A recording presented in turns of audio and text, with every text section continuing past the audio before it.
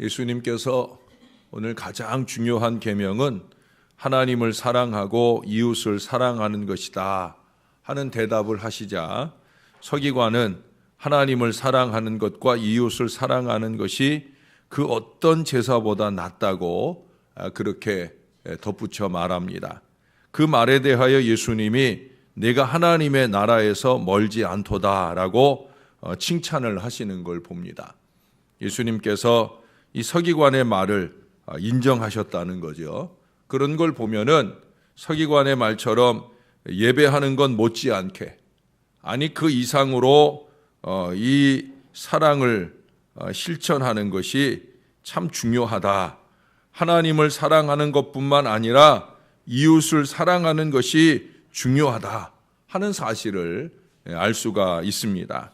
어제도 제가 잠시 말씀을 드린 것처럼 사랑이 없는 곳에, 미움이나 반목이 있는 곳에 우리 하나님은 계시지 않아요.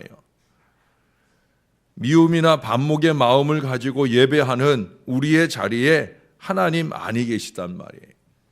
우리가 전에 찬양했었죠. 사랑의 나눔 있는 곳에 하나님께서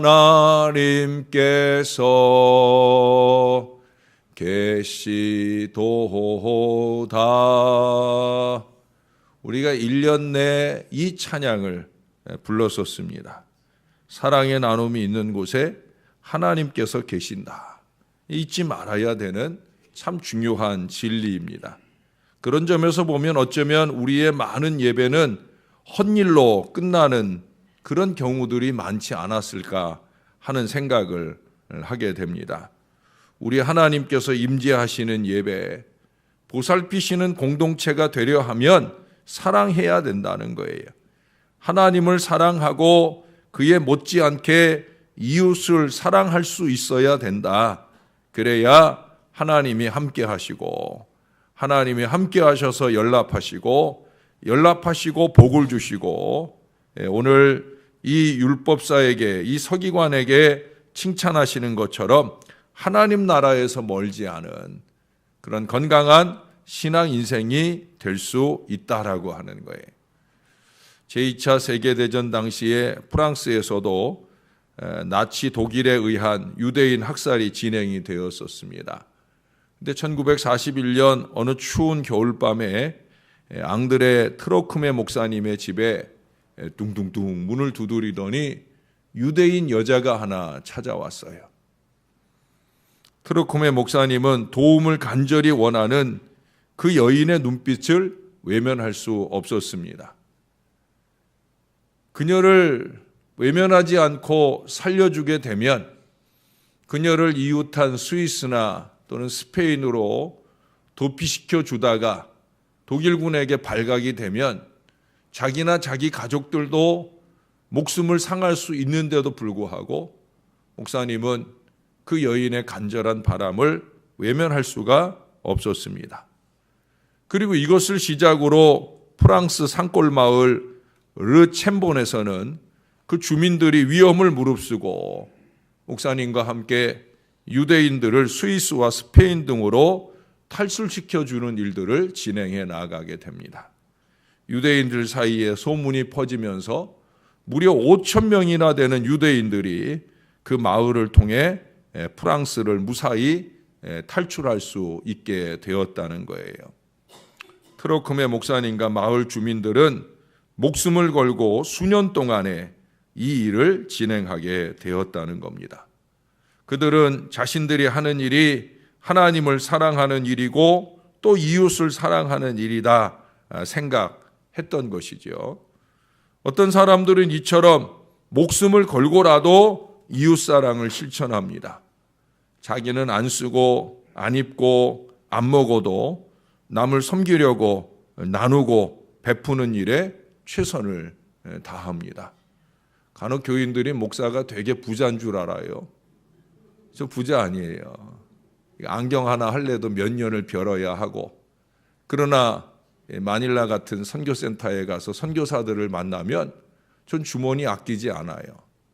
마음에 감동받는 대로 선교사님 자녀들에게 조금씩이라도 용돈도 주고, 또 선교사님 며칠 동안 함께 동행하느라 애쓰셨으니까 또 헌금도 넉넉히 하려고 애쓰고 식사 대접도 하고, 물론 그렇게 가게 되는 목사의 걸음에 도움의 손길을 나누는 교인들이 있기도 하지만 그래도 태부족합니다.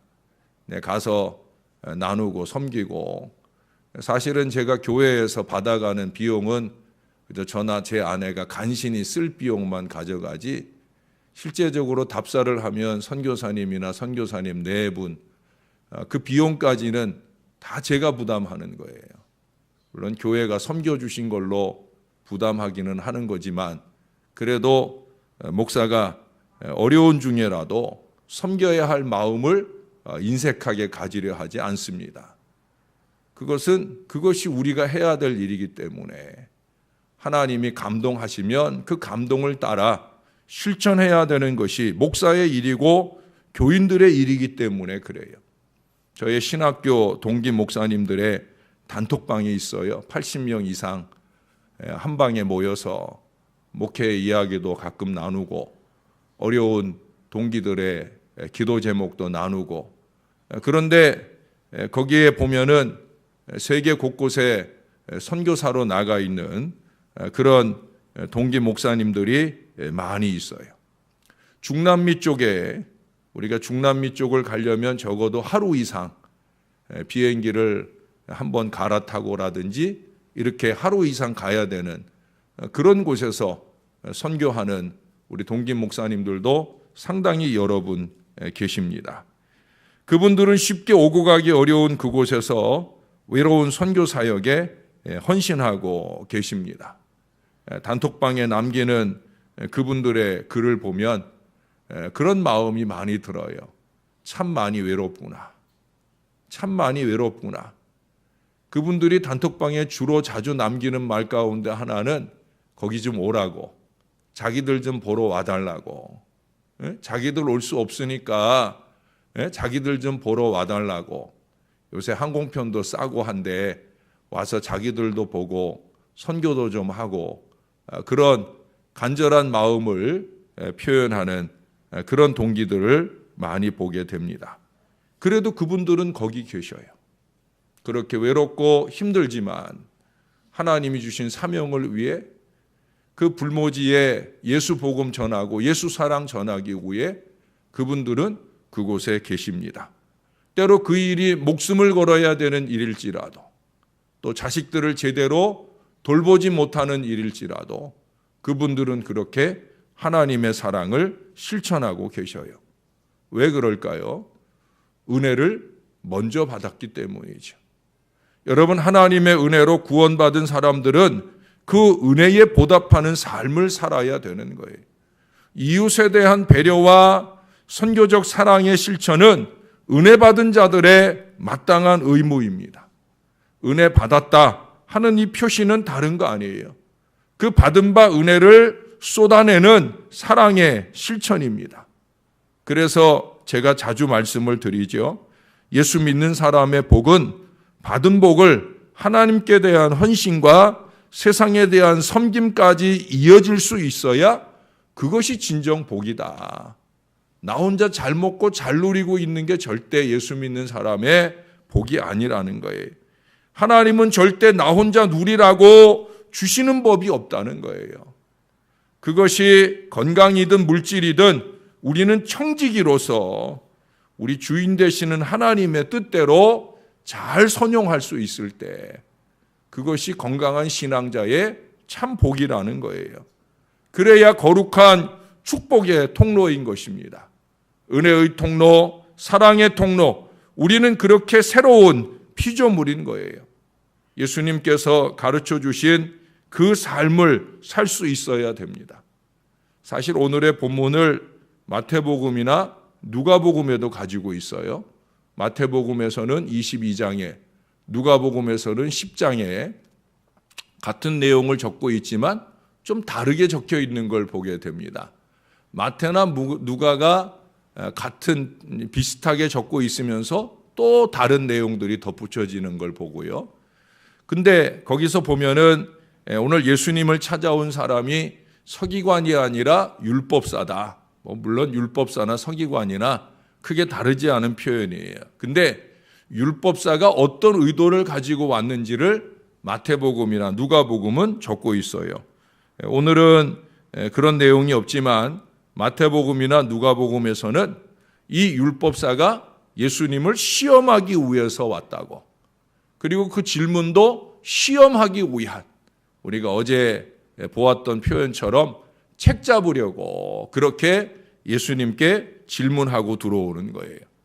그런 악한 의도로 예수님께 영생의 길에 대하여 묻습니다. 율법 전문가인 그가, 오늘도 보세요. 오늘 본문에서는 예수님께서 대답하는 걸로 나오지만 누가복음이나 마태복음에서는 예수님이 되묻는 걸로 나와요.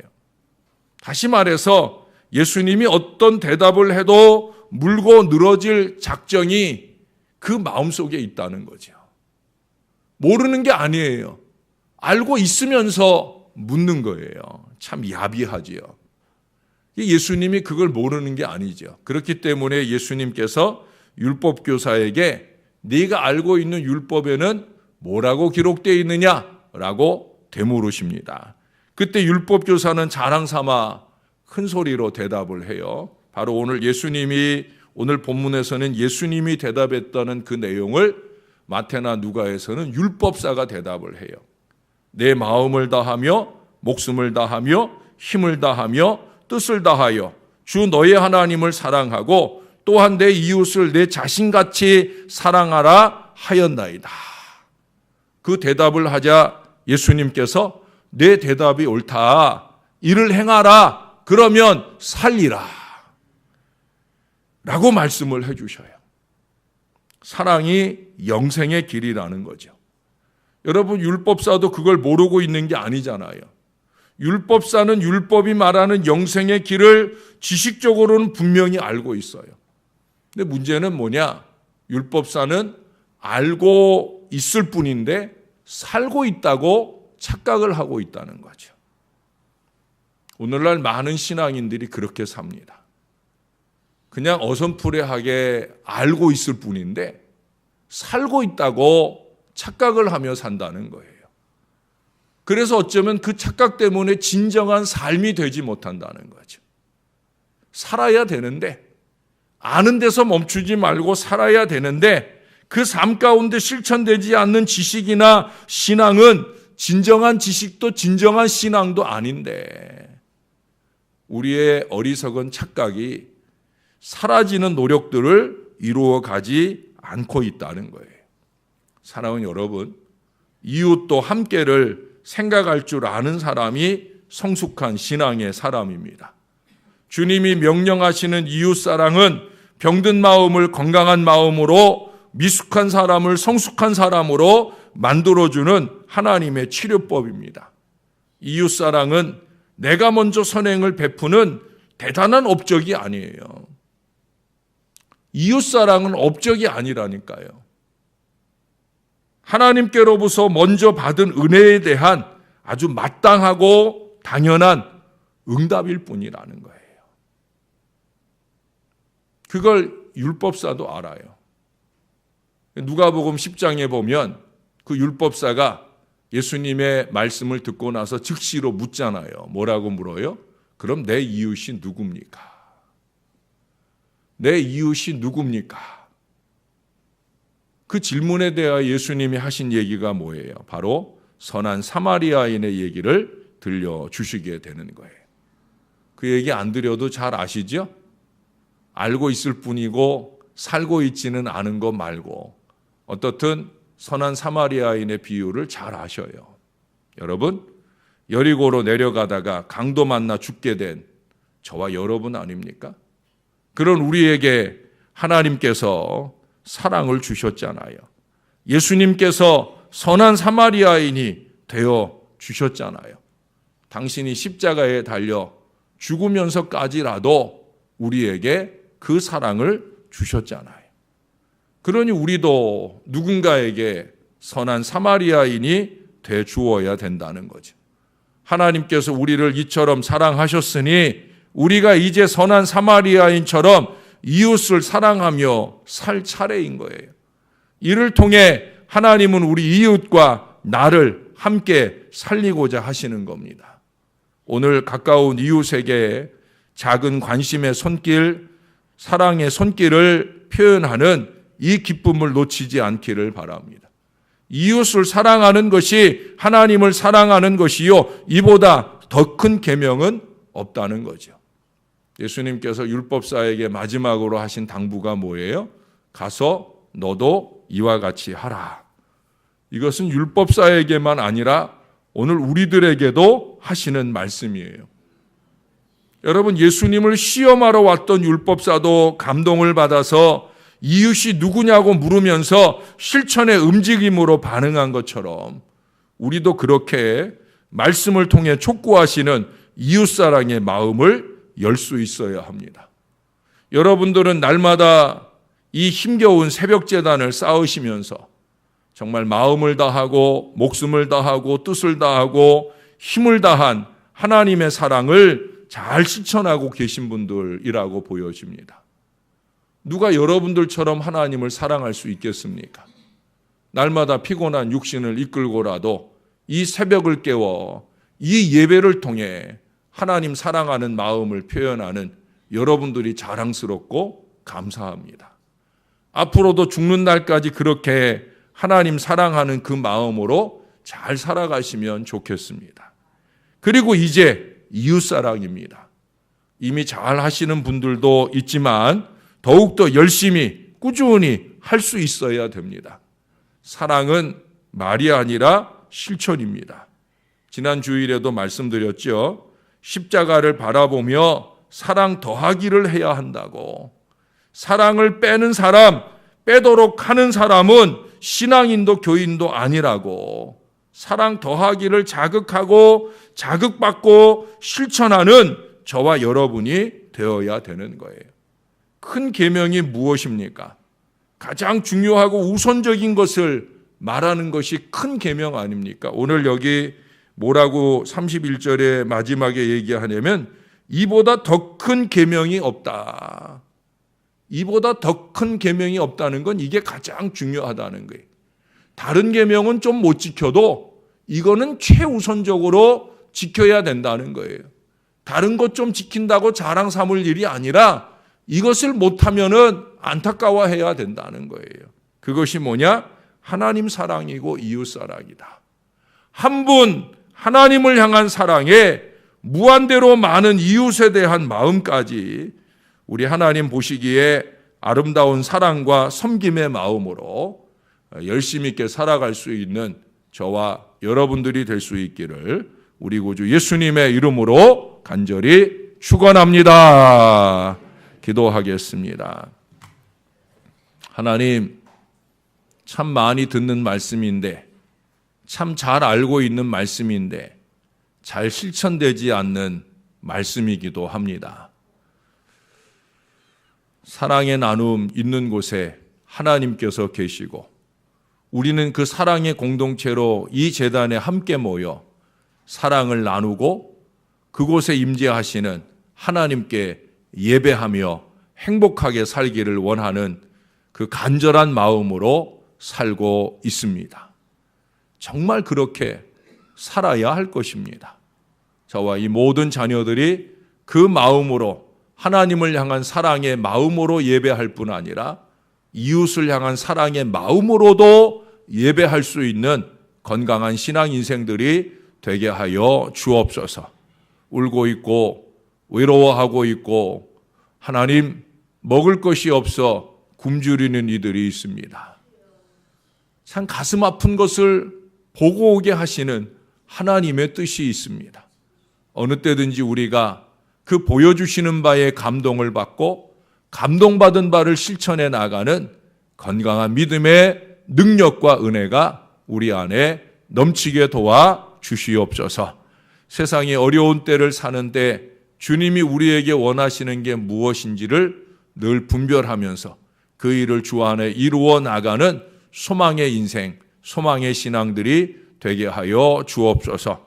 올여름에는 특별히 그 어려운 이웃들을 향해 우리 청년회, 청소년회, 청소년부와 청소년부가 비전 트립을 갑니다. 이 아이들의 가슴 속에 세상을 품으며 세상의 어려운 이들을 품을 넉넉한 마음들이 채워지는 올여름이 되게 하여 주옵소서. 이 일을 위해 기도하고 준비하는 손길들, 또한 기도하고 준비하며 우리를 맞으려는 마음들, 하나님 교통하여 하나님의 역사가 일어나도록 우리 하나님께서 도와주시옵소서. 감사합니다. 예수님 이름으로 기도합니다. 아멘.